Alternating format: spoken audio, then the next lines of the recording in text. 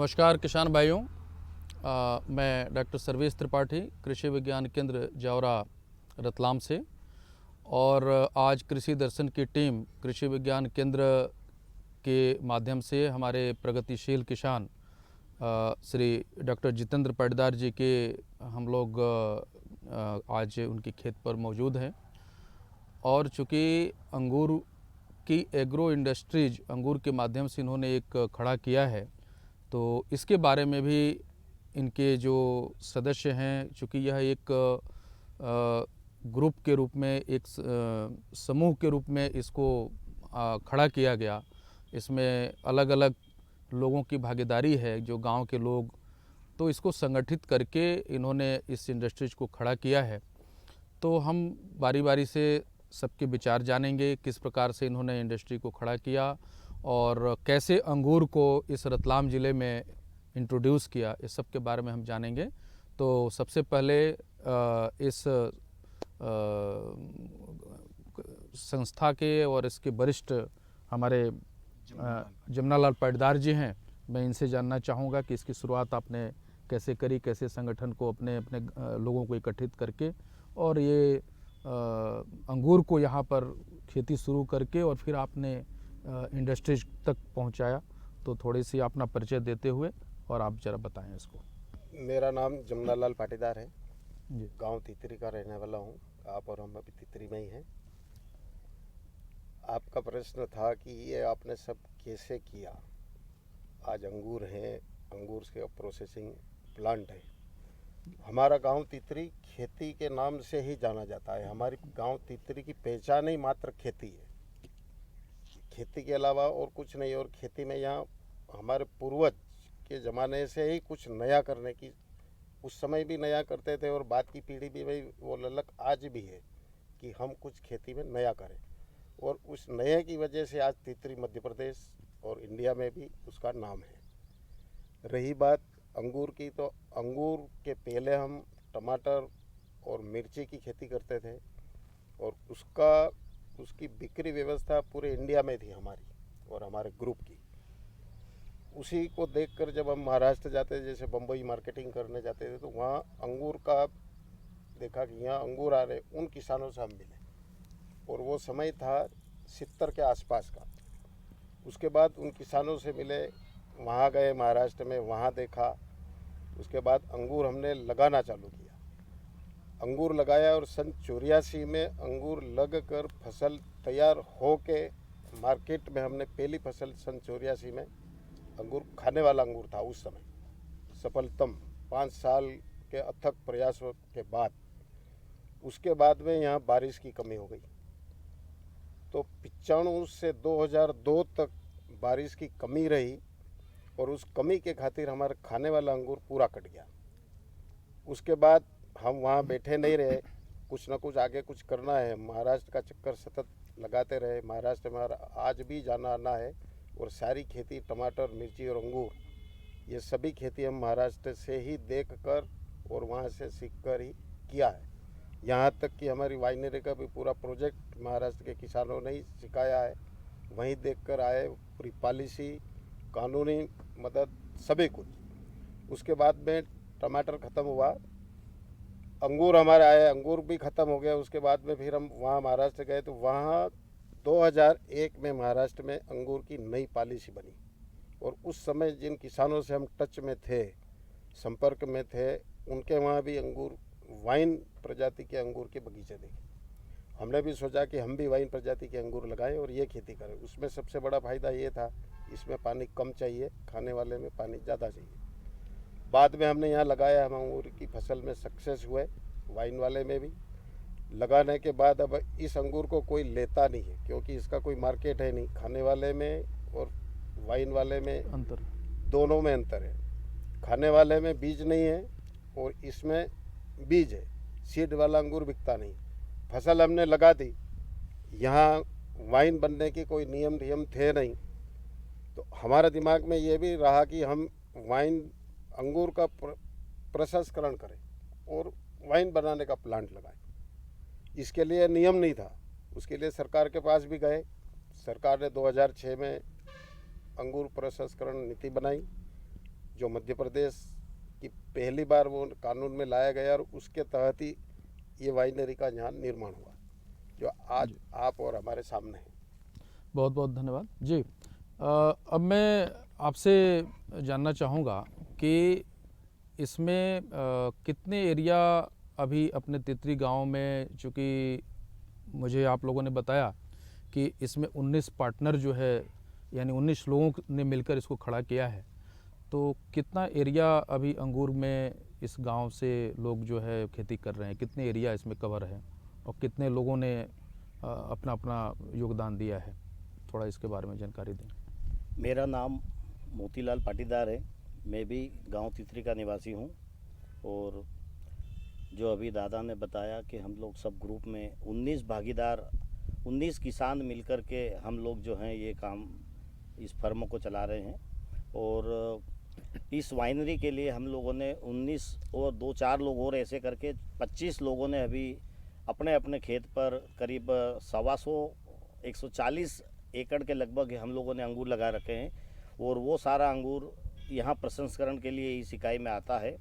और इस बार जो है हम लोग और किसान इसमें सम्मिलित होना चाहते हैं, इसलिए हमने अभी 80,000 पौधे अंगूर के और बुक कराए हैं और किसान इसमें सम्मिलित होकर के इसका हम लोग विस्तार कर रहे हैं।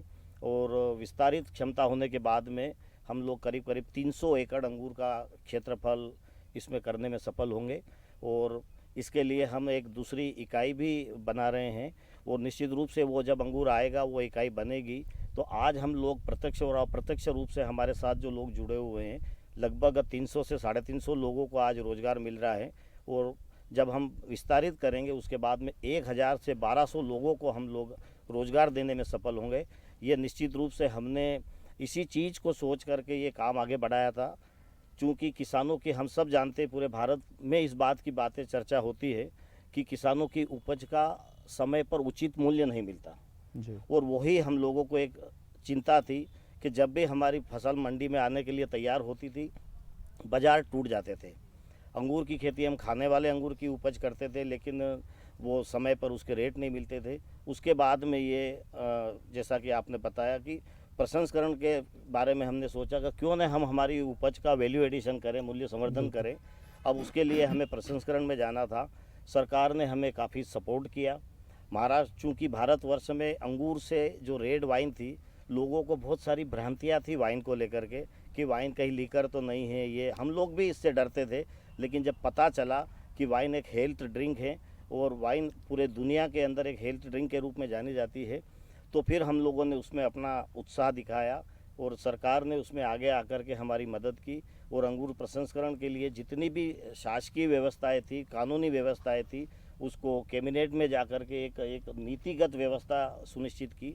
उसके बाद में हम लोगों ने इसकी शुरुआत की। अब सबसे बड़ी चीज़ अगर इसमें कोई है तो वो ये है कि इस इंडस्ट्री को चलाइए, मध्य प्रदेश की ही नहीं, उत्तर भारत की पहली इंडस्ट्री है और इसमें एक भी उद्योगपति नहीं है, एक भी कोई उद्योगपति नहीं है, कोई व्यापारी नहीं है, सिर्फ सब किसान हैं। और किसान भी आप जान करके हैरान होंगे कि वो किसान हैं जो 10 एकड़ 5 एकड़ से लगा के 15 एकड़ की खेती करने वाले किसान हैं, ना कोई धनाढ़ किसान है। लेकिन हम लोगों ने बैंकों की मदद से, जो भी फाइनेंस करने वाली संस्थाएं हैं, नाबार्ड हैं, ऐसे लोगों ने हमारी भरपूर मदद की और हमने भारी भरकम कर्ज लेकर के इस इंडस्ट्री को चालू किया। और चूँकि मध्य प्रदेश के अंदर ये इंडस्ट्री नई थी तो हमको ब्रेक इवन आने में 10 साल लगे। हम 2006 से इसमें लगे थे और 2017 में आकर के हम लोग इसको ब्रेक इवन हासिल हुआ, क्योंकि लोग वाइन को जानते नहीं थे, वाइन का कंजम्पशन नहीं था। धीरे धीरे लोगों में जागृति आई और धीरे धीरे हम लोग इसको विस्तार करते करते आज हम इस स्थिति में पहुँचे। हमारा जो सपना था कि हम ज़्यादा से ज़्यादा लोग अंगूर की खेती में शामिल हो। और इस अंगूर में, जैसे अंगूर 2 प्रकार के होते हैं, खाने वाला अंगूर और वाइन बनाने वाला अंगूर। तो वाइन प्रजाति के जो अंगूर होते हैं उसकी लाइफ बहुत लंबी होती है, वो 50-100 साल वो अंगूर का पौधा चलता है। इसके अलावा उसमें बहुत क्षमताएं होती, क्योंकि वो जंगली प्रजाति का होने की वजह से उसकी रोग प्रतिरोधक क्षमता अधिक होने की वजह से उसमें बीमारियां कम होती। तो उसमें पेस्टिसाइड, फंजीसाइड जो आज बहुत ज़्यादा खर्चीला काम है, उस खर्चे से इसमें बचत होती है। और इसके जो अंगूर हैं उसको बेचने के लिए हमारे पास इंडस्ट्री होने की वजह से हम बहुत अच्छा रेट दे रहे हैं। आज हम अंगूर का रेट जो है वो 50 रुपये से लगा के 70 रुपये प्रति किलो से हमारे ही किसानों का अंगूर इसमें हम लोग उपयोग कर रहे हैं। और जब हम क्षमता वृद्धि होगी तो हम 300 एकड़ में जब लोग किसान इसमें जुड़ेंगे तो निश्चित रूप से और किसानों की आय सुनिश्चित होगी। और इन सारे काम में KVK हुआ, हॉर्टिकल्चर डिपार्टमेंट हुआ, शासन प्रशासन, इनकी हमें बहुत हेल्प मिला समय समय पर। चूँकि कोई नई पॉलिसी आती है और उस पॉलिसी को लागू करना आज मतलब हमें बताते हुए खुशी होती है कि जो पॉलिसी 2006 में आई थी उस पॉलिसी में छोटी छोटी त्रुटियां थी, उसको ठीक करने में 16 बार कैबिनेट में जाकर इस पॉलिसी का अमेंडमेंट किया गया। एक छोटे छोटे किसानों की मांग को लेकर के और उनकी जो समस्याएं थी उसको बहुत जल्दी शासन ने सुना और प्रशासन ने सुना और समय समय पर जो जो आवश्यकता थी उसको ठीक किया। उसी को लेकर के आज ये वाइनरी चल रही है।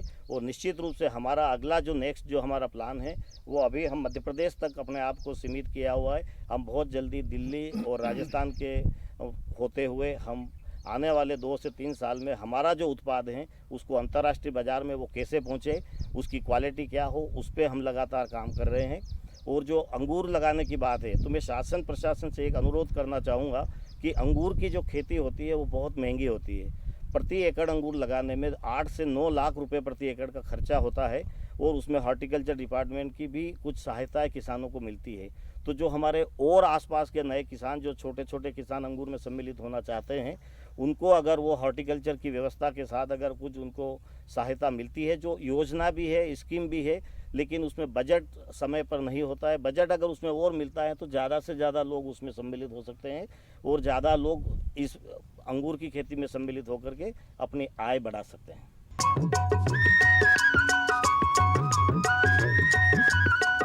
अरे सुन तो। मुझे क्या सुनाना चाहते हो? जो सुनाओ मेरी सौतन को। किसको? अरे वही तुम्हारा मोबाइल फोन जिससे सुबह शाम दिन रात चिपके रहते थे और कहते थे किसान कॉल सेंटर से बातें हो रही हैं। अच्छा ये बात है। हाँ क्यों, क्या हुआ? अब बात नहीं होती क्या? अब तो झट से बात हो जाती है। संबंधी समस्याओं का अपनी भाषा में तुरंत हल पाने के लिए पूरे भारत में किसी भी फोन से हेल्पलाइन नंबर पर संपर्क करें। किसानों का दोस्त किसान कॉल सेंटर।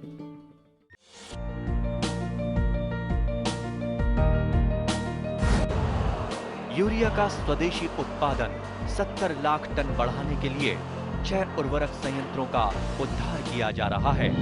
FCIL के गोरखपुर, सिंदरी, तलचर और रामागुंडम संयंत्र, HFCL की बरौनी इकाई और BVFCL की नामरू फोर्थ। सोने पर सुहागा ये है कि देश में अब बनेगा सिर्फ नीम लेपित यूरिया, क्योंकि इससे होगा किसानों का फायदा ही फायदा। अनाज का उत्पादन 10% तक बढ़ेगा। बढ़ेगी 10 से 15% नाइट्रोजन क्षमता।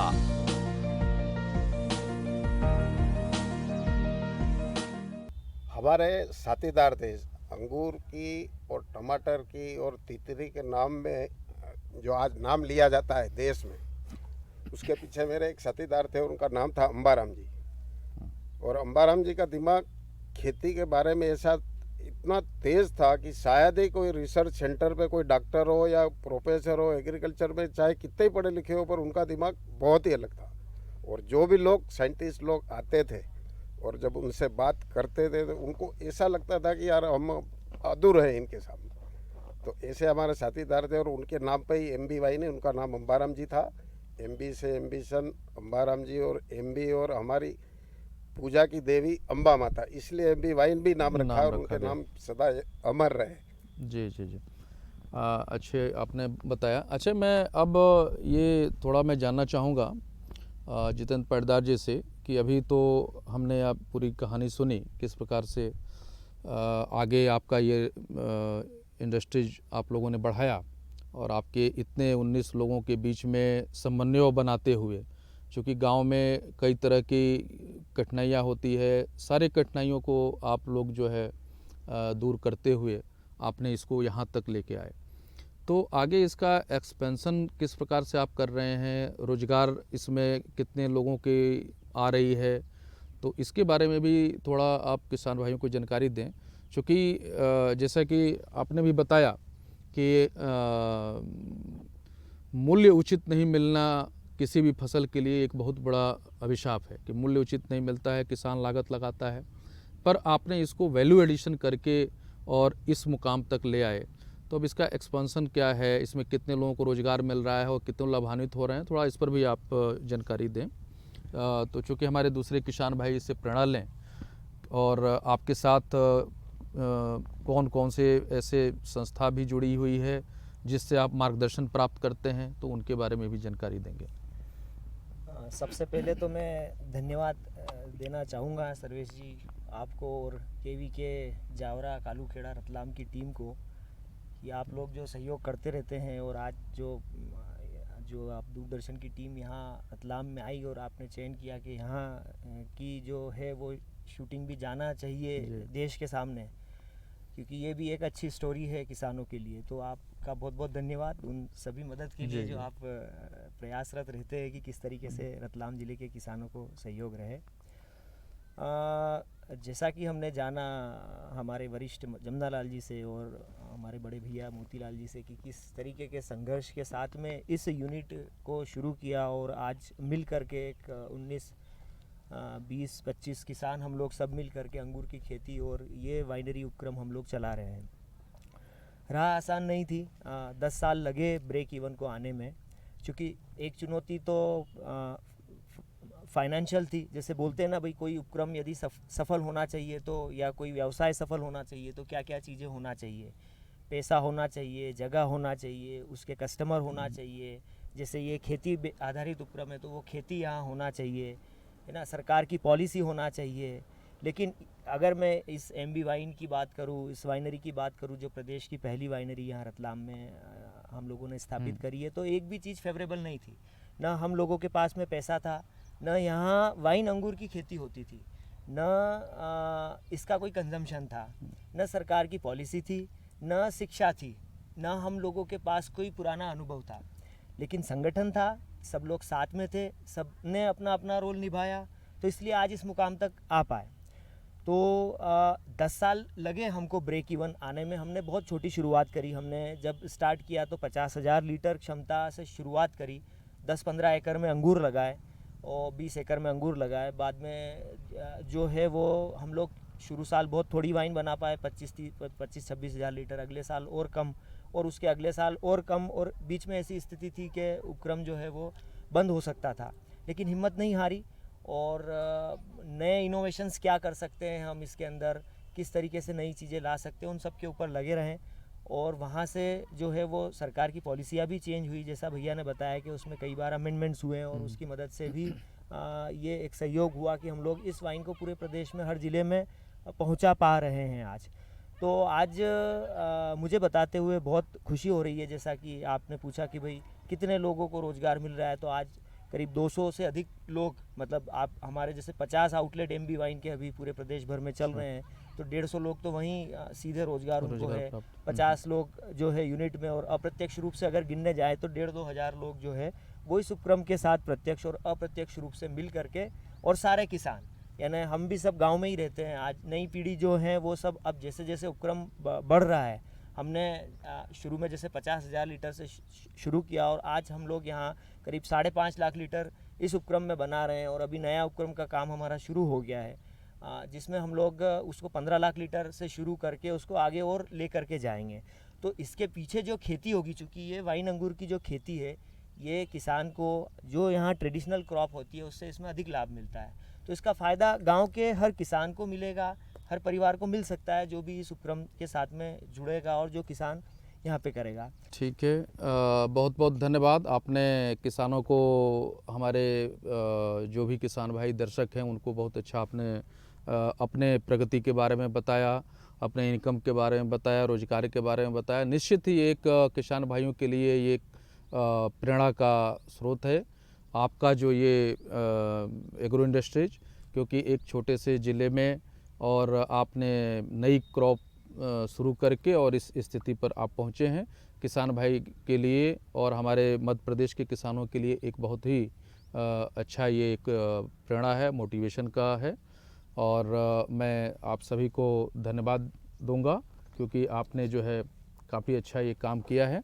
और हमारे साथ जो है कृषि दर्शन की टीम जो कृषि विज्ञान केंद्र कालूखेड़ा जावरा में पहुंची और आज जो है हमारे प्रगतिशील किसान जितेंद्र पैटदार जी के यहाँ पहुंचे और इनकी जानकारियाँ किसानों तक देने का काम कर रहे हैं। आपको बहुत बहुत धन्यवाद। नमस्कार किसान भाइयों, स्वागत है आप सभी का खबरें खेती में। और आइए सबसे पहले नजर डालते हैं मुख्य समाचारों पर। सफलता तभी जब पराली जलाने के मामले शून्य हो। कोविड की तरह लंपी वायरस रोकने के प्रयास करें। 50 हेक्टेयर से कम पटवारी हलके से मिलेगा सुरक्षा कवच। रबी में सरसों की खेती और मटर से कमाए लाभ। और अब खबरें विस्तार से। केंद्रीय कृषि मंत्री श्री नरेंद्र सिंह तोमर ने धान की पराली जलाने के प्रबंधन के लिए राज्यों की तैयारियों की उच्च स्तरीय बैठक में समीक्षा की। बैठक में श्री तोमर ने कहा कि इस मामले में राज्यों की सफलता तभी है जब पराली जलाने के मामले शून्य हो जाए और यही आदर्श स्थिति होगी। श्री तोमर ने कहा कि इस संबंध में लक्ष्य हासिल करने के लिए सभी को ज्यादा से ज्यादा जागरूक किया जाए। उन्होंने बताया कि केंद्र सरकार इस मामले में चिंतित है और फसल अवशेष प्रबंधन योजना के तहत चालू वित्तीय वर्ष में भारत सरकार ने राज्यों को 600 करोड़ रुपए जारी किए हैं। उन्होंने कहा कि राज्यों को पिछले 4 वर्षों के दौरान पहले से आपूर्ति की गई 2.07 लाख मशीनों का प्रभावी उपयोग सुनिश्चित करने की आवश्यकता है। राज्यों के उच्च अधिकारियों तथा कृषि मंत्रालय के वरिष्ठ अधिकारियों के साथ वर्चुअल बैठक में श्री तोमर ने कहा कि राज्यों की तैयारियां ऐसी हो कि एक निश्चित लक्ष्य अवधि में फसल अवशेष जलाने की समस्या से मुक्ति मिल सके। उन्होंने कहा कि पराली जलाने से पर्यावरण को तो नुकसान होता ही है, किसानों के खेतों पर भी इसका नकारात्मक असर पड़ता है, जिससे किसान, राज्य और देश को भी नुकसान होता है। श्री तोमर ने कहा कि पूसा संस्थान द्वारा तैयार बायो डिकम्पोजर पराली की समस्या के समाधान की दिशा में महत्वपूर्ण है, जो सस्ता भी है और इसके अधिकाधिक उपयोग पर जोर दिया जाना चाहिए। मध्य प्रदेश के मुख्यमंत्री श्री शिवराज सिंह चौहान ने कहा कि लंपी वायरस रोकने कोविड नियंत्रण की तरह प्रयास किए जाए। जागरूकता निर्माण के लिए ग्राम सभाओं का आयोजन हो। राज्य सरकार द्वारा मवेशियों को निःशुल्क टीका लगाने की आवश्यकता है और इसकी व्यवस्था भी की गई है। जन जागरूकता के लिए संचार माध्यमों का उपयोग किया जाए। अधिक से अधिक टीकाकरण कर रोग को फैलने से रोकने का कार्य हो। मुख्यमंत्री श्री चौहान मंत्रालय में प्रदेश में लंपी रोग नियंत्रण के लिए किए गए प्रयासों की समीक्षा कर रहे थे। मुख्यमंत्री ने कहा कि जिस तरह मिलकर सभी कोविड से लड़े थे, वैसे ही जागरूकता का वातावरण गांव-गांव में बनाना चाहिए। मवेशियों को इस संक्रामक रोग से बचाने के लिए ग्राम सभाओं में चर्चा हो, रोग से बचाव के लिए उपाय बताए और प्रत्येक स्तर पर आवश्यक सतर्कता बरती जाए। कम संख्या में रोग से पशुओं की मृत्यु हो, हल्के में ना ले और रोग की जानकारी ना छुपाए। मुख्यमंत्री के निर्देश पर भोपाल में राज्य स्तरीय रोग नियंत्रण कक्ष स्थापित किया गया है। नियंत्रण कक्ष का दूरभाष क्रमांक 0755 2767583 तथा टोल फ्री नंबर 1962 है। मध्य प्रदेश के कृषि मंत्री श्री कमल पटेल ने सरकार द्वारा किसान हित के लिए गए निर्णय की जानकारी देते हुए बताया कि प्रधानमंत्री फसल बीमा योजना का लाभ अभी तक 100 हेक्टेयर एक पटवारी हलके में जो भी फसल खरीफ रबी सीजन में बोई जाती है मिलता था, लेकिन 50 हेक्टेयर से कम किसी पटवारी हलके में ये फसलें हैं तो किसानों की फसलों का बीमा नहीं होता था। इसलिए कई गांव और पटवारी हलके के किसान फसल बीमा के लाभ से वंचित रह जाते थे, लेकिन अब सरकार ने निर्णय लिया है कि रबी 2022-23 और खरीफ 2022-23 का जो बीमा होगा, जो पटवारी हलकों में मिनिमम 100 हेक्टेयर था, अब 50 हेक्टेयर कर दिया गया है। अब 50 हेक्टेयर या इससे अधिक पटवारी हलके में फसल बोई जाएगी तो उस फसल का बीमा कराया जा सकता है। सरसों की खेती के लिए बलुई दोमट मिट्टी सर्वाधिक उपयुक्त है। भूमि का पीएच मान 7-8 के बीच अर्थात उदासीन से हल्की क्षारीय मिट्टी सरसों की खेती के लिए अच्छी रहती है।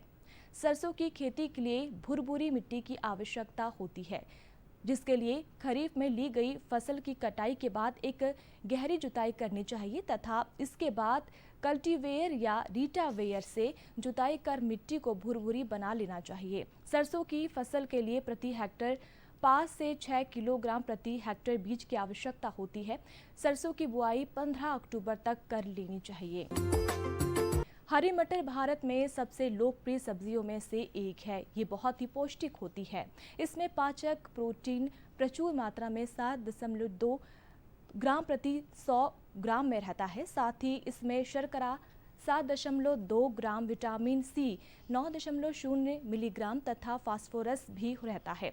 ये शीत ऋतु की फसल है और ठंडे मौसम में अच्छा उत्पादन देती है। अंकुरन के लिए 22 डिग्री सेल्सियस तापक्रम की आवश्यकता होती है। सितंबर के अंतिम सप्ताह से अक्टूबर में बोनी करनी चाहिए। तो किसान भाइयों, आज की खबरें खेती में इतना ही। दीजिए अनुमति। नमस्कार।